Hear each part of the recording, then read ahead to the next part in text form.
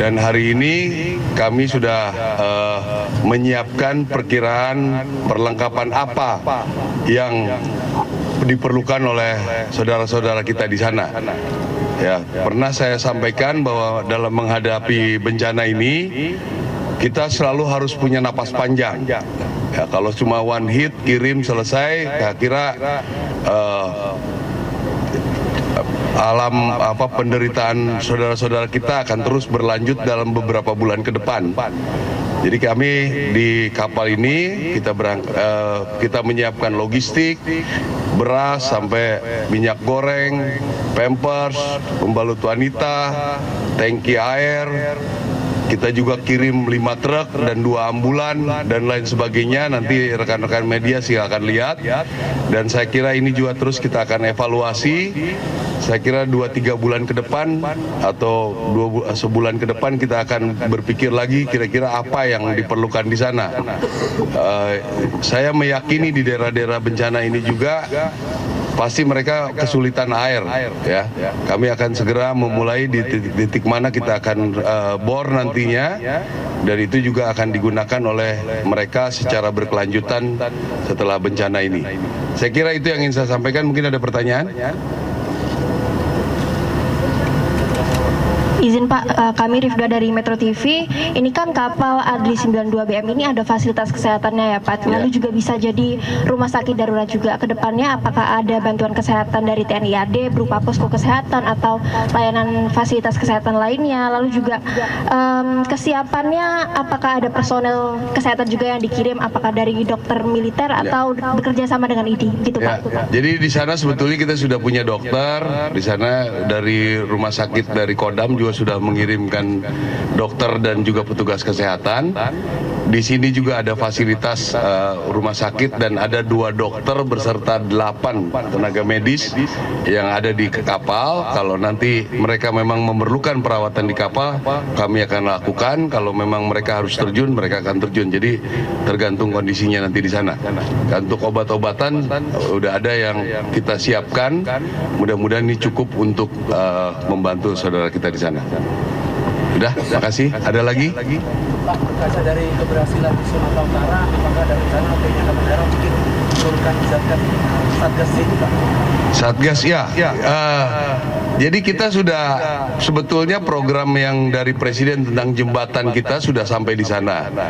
Ya, kita bersyukur tidak ada juga jembatan itu yang rusak yang kita buat. Kita dapat informasi ada 8 jembatan yang rusak, namun cepat dilakukan perbaikan oleh PU. Jadi kita akan pantau terus sampai di mana ada yang kita bisa lakukan.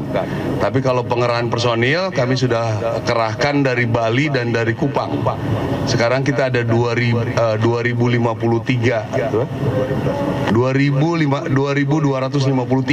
personil kita di sana. Sementara ini disampaikan masih sudah cukup, gitu. Belum yang dari Angkatan Udara dan Angkatan Laut. Kalau tidak salah sampai ada 5.000-an kita di sana. Ya. Oke, apalagi? Ya, Pak Jihan dari Sinpo TV. Pak, ada nggak sih langkah-langkah dari TNI AD untuk memastikan bantuan kemanusiaan yang didistribusikan ini bisa tersalurkan di wilayah yang khususnya misalkan di wilayah yang sulit dijangkau begitu Pak? Ya, kita selalu pastikan itu ya. Makanya salah satu yang kita kirim ini truk. Ya, kita kirim 5 truk di sini supaya lebih mudah mobilitas. Di sana juga saya yakin semua perlengkapan alat-alat berat juga sudah dilakukan. Tadi saya cek juga apakah memerlukan kita membawa alat berat di sana. Sementara ini mereka sampaikan tidak perlu. Tapi nanti kita sudah ada barang yang di sana sudah cukup. Nanti kita tetap akan evaluasi nanti. Ya, kita akan pastikan itu semua. Posko kita Pak, posko kesehatan maupun posko personil. Sementara kita coba data itu belum terlalu kita bisa dapat karena si pengungsi ini saya dapat informasi banyak yang di tempat saudara-saudaranya, ya. Mungkin karena sudah sering ya daerah-daerah di Flores itu ke bencana. Dulu saya pernah di Lembata, Adonara, ya memang mereka sudah berulang kali sehingga toleransi pada saudaranya sangat tinggi, ya. Mungkin ada miss satu tempat tadi yang disampaikan tidak terjangkau pada saat ini. Kalau ada informasi seperti itu, usahakan mereka memberikan posisinya, kita akan segera bantu. Ya. Itu ya. Novel dari Kumparan, Pak, tadi selain 5 truk yang akan dikirimkan ke kapal ini, ada bantuan apa lagi Pak yang akan dikirimkan? Nanti daftarnya diberikan ya. Ada 5 truk, 2 ambulan, Torn tuh ada 100 karena sudah habis katanya di sana. Jadi kita kirim dari sini sehingga memudahkan. Mungkin tangki air dari PU juga sudah berjalan. Nanti kalau kurang kita terus evaluasi.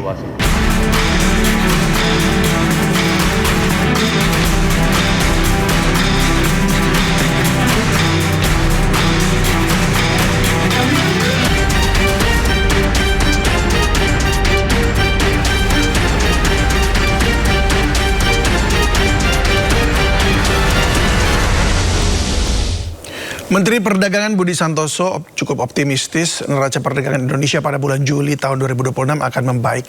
Hal ini dikarenakan komoditas non-migas terus menunjukkan tren positif. Selain itu, menurut Menteri Perdagangan sudah membaiknya kondisi geopolitik dan kondisi perang yang semakin berkurang, serta harga minyak yang sudah turun, disinyalir akan dapat membuat neraca perdagangan Indonesia pada bulan Juli akan positif. Budi juga beralasan faktor defisitnya neraca perdagangan dalam 2 bulan terakhir karena tingginya harga minyak dunia, sehingga defisit migas semakin besar. Seperti diketahui berdasarkan data BPS, neraca perdagangan pada Juni 2026 defisit 0,45 miliar dolar Amerika Serikat. Pada Mei 2026 sebesar 1,61 miliar dolar Amerika Serikat. Nah, bulan Juli ini harapan kami defisitnya tidak ada. Karena kalau kita lihat non-migasnya kan selalu surplus. Non-migas dan pertumbuhannya kan juga naik. Pertumbuhan ekspor kita Januari Juni kan juga naik kan 3,9 atau ya 3, sekian ya. Jadi kami optimis ya, apalagi nanti kalau kondisinya semakin membaik, artinya kondisi perang semakin berkurang, harga minyak turun. Kementerian Dalam Negeri meminta pemerintah daerah bersama tim pengendalian inflasi daerah segera melakukan intervensi terhadap kenaikan harga beras di sejumlah daerah. Langkah tersebut perlu dilakukan secara cepat, mengingat beras merupakan komoditas pangan utama yang memiliki kontribusi besar terhadap inflasi. Sekretaris Jenderal Kementerian Dalam Negeri Tumsi Tohir meminta pemerintah daerah bersama tim pengendalian inflasi daerah atau TPID segera melakukan intervensi terhadap kenaikan harga beras di sejumlah daerah.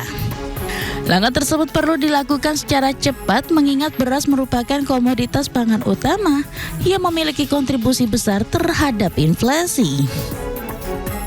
Tumsi menyoroti kenaikan harga beras di sejumlah daerah, terutama di Kabupaten Bone Bolango yang mencapai sekitar 13% dan Kabupaten Pohuwato yang mendekati 10%. Untuk itu dirinya meminta Pemda dan TPID segera turun ke lapangan untuk memastikan kondisi harga, ketersediaan pasokan serta faktor yang memicu kenaikan.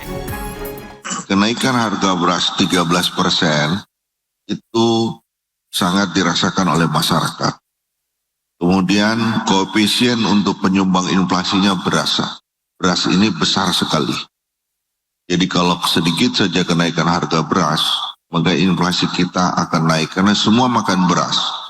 Kalau cabai, sebagian tidak makan cabai. Ya. Nah, oleh sebab itu di sini juga ada Pak Wawan. Pak Wawan dari Bulog, saya minta untuk yang kenaikan harga berasnya signifikan, Bone Bolango, kemudian nanti ada beberapa lagi, ya, itu supaya dilaksanakan operasi pasar. Kita akan evaluasi